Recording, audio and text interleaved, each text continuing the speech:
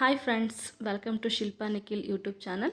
ನಾನಿವತ್ತು ಮೆಂತ್ಯ ಸೊಪ್ಪಿನ ಸಾಂಬಾರು ರೆಸಿಪಿ ಒಂದಿಗೆ ಬಂದಿದ್ದೀನಿ. ನೋಡಿ, ಅದಕ್ಕೆ ಬೇಕಾಗಿರೋಂಥ ಇಂಗ್ರೀಡಿಯೆಂಟ್ಸು: ಮೆಂತ್ಯ ಸೊಪ್ಪು 1 ಹಿಡಿ ಆಗೋಷ್ಟು, ಒಂದು ಮೀಡಿಯಮ್ ಸೈಜ್ 3 ಟೊಮೊಟೊನ ಕಟ್ ಮಾಡಿ ತೊಗೊಂಡಿದ್ದೀನಿ, 1 ಗಡ್ಡೆ ಬೆಳ್ಳುಳ್ಳಿನ ನೀಟಾಗಿ ಸಿಪ್ಪೆ ಬಿಡಿಸಿ ತೊಗೊಂಡಿದ್ದೀನಿ. ನೋಡಿ, 3 ಹುಳಿ ಟೊಮೊಟೊ ತೊಗೊಂಡಿದ್ದೀನಿ ನಾನು ಕಟ್ ಮಾಡಿ ಮೀಡಿಯಮ್ ಸೈಜು. 1 ಗಡ್ಡೆ ಬೆಳ್ಳುಳ್ಳಿನ ನೀಟಾಗಿ ಬಿಡಿಸಿ ತೊಗೊಂಡಿದ್ದೀನಿ. ಇಲ್ಲಿ ತೊಗರಿಬೇಳೆ ನೋಡಿ, ಒಂದು ಚಿಕ್ಕ ಕಪ್ಪಲ್ಲಿ, ಈ ಕಪ್ಪಲ್ಲಿ 1 ಕಪ್ಪಷ್ಟು ತೊಗರಿಬೇಳೆ ತೊಗೊಂಡು ನೀಟಾಗಿ ತೊಳ್ಕೊಂಡು ನೀರಾಕಿ ಇಟ್ಕೊಂಡಿದ್ದೀನಿ. ತೊಗರಿಬೇಳೆನ 2 ಸಲ ನೀಟಾಗಿ ವಾಶ್ ಮಾಡಿ ತೊಗೊಳ್ಳಿ ಒಂದು ಕುಕ್ಕರ್ಗೆ. ನೋಡಿ, ಅದೇ ಕುಕ್ಕರ್ಗೆ ಕಟ್ ಮಾಡಿ ಇಟ್ಕೊಂಡಿರೋಂತಹ ಮೆಂತ್ಯ ಸೊಪ್ಪನ್ನ ತೊಗೊಂಡಿದ್ದೀನಿ. ನಾನು ಕಡ್ಡಿ ಸಮೇತ ತೊಗೊಂಡಿದ್ದೀನಿ, ಎಳೆದಾಗಿತ್ತು ಅದಕ್ಕೆ. ಇದು 3 ಮೀಡಿಯಮ್ ಹುಳಿ ಟೊಮೊಟೊನ ಕಟ್ ಮಾಡಿ ತೊಗೊಂಡಿದ್ದೀನಿ, ಇದನ್ನು ಹಾಕಬೇಕು. ನೆಕ್ಸ್ಟು ಬಿಡಿಸ್ಕೊಂಡಿರೋಂತಹ ಬೆಳ್ಳುಳ್ಳಿ ಕೂಡ ಹಾಕಬೇಕು. ಈಗ ಅರ್ಧ ಟೀ ಸ್ಪೂನ್ ಆಗೋಷ್ಟು ಜೀರಿಗೆ ಕೂಡ ಹಾಕಿ, ರುಚಿಗೆ ತಕ್ಕಷ್ಟು ಉಪ್ಪು ಹಾಕ್ಬಿಟ್ಟು ರುಚಿಗೆ ತಕ್ಕಷ್ಟು ಸ್ವಲ್ಪ ನೋಡ್ಕೊಂಡು ಹಾಕಿ ಲಿಡ್ ಕ್ಲೋಸ್ ಮಾಡಿ 2 ವಿಷಲ್ ಬರ್ಸ್ಕೊಂಡ್ರೆ ಸಾಕು. ಸೊಪ್ಪು ಬೇಳೆ ಎಲ್ಲ ಬೆಂದಿರುತ್ತೆ. ನೋಡಿ, ನೀಟಾಗೆಲ್ಲ ಬೆಂದಿದೆ ಸೊಪ್ಪು ಬೇಳೆ ಎಲ್ಲ.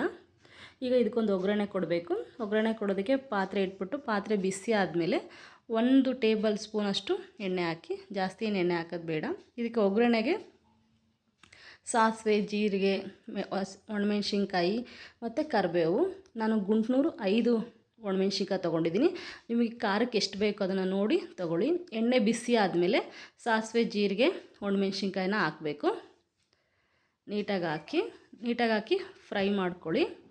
ನೀವು ಖಾರ ಜಾಸ್ತಿ ಬೇಕು ಅನ್ನೋರು ಇನ್ನೊಂದು 5 ಗುಂಟ್ನೂರು ಮೆಣಸಿನ್ಕಾಯಿ ಖಾರಕ್ಕೆ ಎಷ್ಟು ಬೇಕು ಅಷ್ಟು ನೋಡಿ ತೊಗೊಳ್ಳಿ. ನೆಕ್ಸ್ಟ್ ಕರಿಬೇವು ಕೂಡ ಹಾಕ್ಬಿಟ್ಟು ನೀಟಾಗೆಲ್ಲ ಚೆನ್ನಾಗಿ ಫ್ರೈ ಮಾಡ್ಕೊಳ್ಳಿ. ಇವಾಗ ಬೆಂದಿರೋ ಅಂತಹ ಸೊಪ್ಪು ಬೇಳೆ ಎಲ್ಲನೂ ನೀಟಾಗಿ ಮಸ್ಕೋಬೇಕು, ಸ್ಮ್ಯಾಶ್ ಮಾಡ್ಕೋಬೇಕು.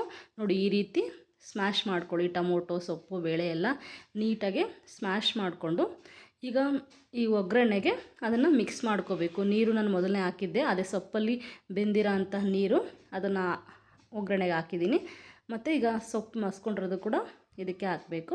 ಇದನ್ನ ನೀಟಾಗಿ ಚೆನ್ನಾಗಿ ಮಿಕ್ಸ್ ಮಾಡಿ, ನೀವು ಇದನ್ನು ಇವಾಗ ನೀರನ್ನ ನೋಡಿಕೊಂಡು ಇವಾಗಲೇ ಹಾಕ್ಕೊಳ್ಳಿ. ನಿಮ್ಗೆ ಎಷ್ಟು ತಿಳಿಯಾಗಬೇಕು, ಗಟ್ಟಿಗೆ ಬೇಕು ನೋಡ್ಕೊಂಡು ಹಾಕ್ಕೊಳ್ಳಿ. ನಿಮಗೆ ಚಪಾತಿಗೆ ಎಲ್ಲ ಅಂತಂದರೆ ಇದೇ ಸ್ವಲ್ಪ ಗಟ್ಟಿನೇ ಮಾಡ್ಕೊಳ್ಳಿ. ಈಗ ಅರ್ಧ ಟೇಬಲ್ ಸ್ಪೂನ್ ಆಗೋಷ್ಟು ಅರಿಶಿನ ಪುಡಿ ಹಾಕಿದ್ದೀನಿ ನಾನು. ಹಾಕಿ ಚೆನ್ನಾಗಿ ಮಿಕ್ಸ್ ಮಾಡಿದ್ದೀನಿ.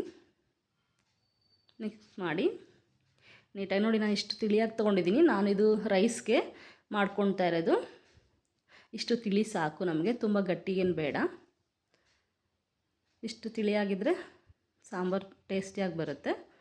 ಇದಕ್ಕೆ ಯಾವುದೇ ರೀತಿ ಸಾಂಬಾರು ಪೌಡ್ರು ಏನು ಯೂಸ್ ಮಾಡ್ತಾಯಿಲ್ಲ. ಒಂದು ಪ್ಲೇಟ್ ಕ್ಲೋಸ್ ಮಾಡಿ ಒಂದು 10 ನಿಮಿಷ ಕುದಿಯೋಕೆ ಬಿಟ್ಟರೆ ಸಾಂಬಾರು ರೆಡಿಯಾಗಿರುತ್ತೆ. ನೋಡಿ, ಯಾವುದೇ ರೀತಿ ಜಾಸ್ತಿ ಮಸಾಲ ಪೌಡರು ಎಲ್ಲ ಏನು ಯೂಸ್ ಮಾಡ್ದಲೇ ಮಾಡಿ, ಎಲ್ಲ ಮಸಾಲ ಸಾಂಬಾರು ತಿಂದು ಬೇಜಾರಾಗಿದೆ ಅಂದರೆ ಈ ಥರ ಒಂದು ಸಾಂಬಾರು ಮಾಡ್ಕೊಳ್ಳಿ. ಇದು ಹೆಲ್ತಿ ಕೂಡ ಒಳ್ಳೆಯದು. ಮೆಂತ್ಯ ಸೊಪ್ಪು ಆರೋಗ್ಯಕ್ಕೆ ತುಂಬ ಒಳ್ಳೆಯದು, ತಂಪು ಕೂಡ.